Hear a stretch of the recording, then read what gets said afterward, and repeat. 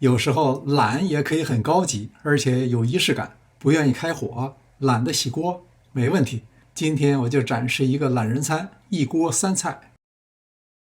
这是一块西冷牛排，位于牛后腰里脊外侧，中等脂肪，中等嫩度，性价比是比较高的。你可能想不到，我买的价格是6.9毛5一磅。都切成薄片以后腌一下，加入一小碗姜丝，适量的胡椒粉，这是洋葱粉，可以用鸡精来代替。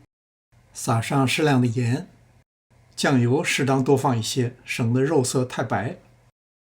再打入一个鸡蛋，这时候抓匀非常容易，抓匀以后再加入淀粉，这时候再来抓匀，肉片就非常容易散开，每一片肉都会包裹得非常到位。为了让肉片更加鲜嫩滋润，可以适当倒一些油。不用等腌很久，抓匀以后立刻开始其他操作。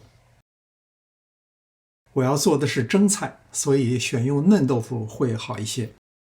切成3片，纵向5刀，横向6刀，切成方块，然后平铺在一个大盘中。这时候别忘了撒盐，否则蒸出来豆腐的味道会不足。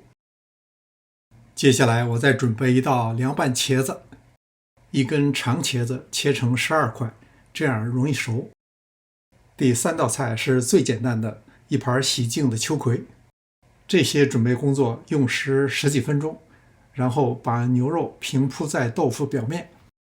接下来您得有一口大的蒸锅，我用的是东芝的蒸汽炉，它是蒸烤一体机，华人生活馆有这款产品，特点是功率高，受热均匀，穹顶设计不滴水。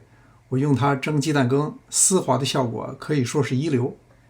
把刚才准备好的3盘都放进来，储水盒在下面，加满水以后，把蒸的时间设为10分钟。上气的速度非常快，效率比明火蒸要高。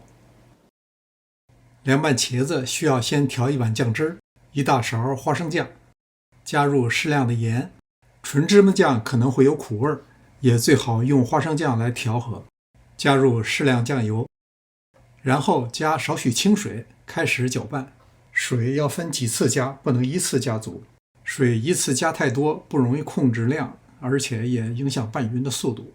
蒸茄子含水量大，所以酱汁不要太稀。这台东芝蒸汽炉占地小，但比较高，功率大，可噪音不大。如果您喜欢，视频下方有产品链接和折扣码。茄子有人喜欢有点嚼劲儿，用刀叉把茄子撕成细条；也有人喜欢软烂如泥，那就多蒸几分钟，把茄子搅成茄泥。秋葵撒点盐就行，蒸秋葵避免了可溶性膳食纤维的流失，我觉得是最好的做法。感谢您的观看，临走前别忘了点赞订阅。这里是上师厨房，我们下次再见。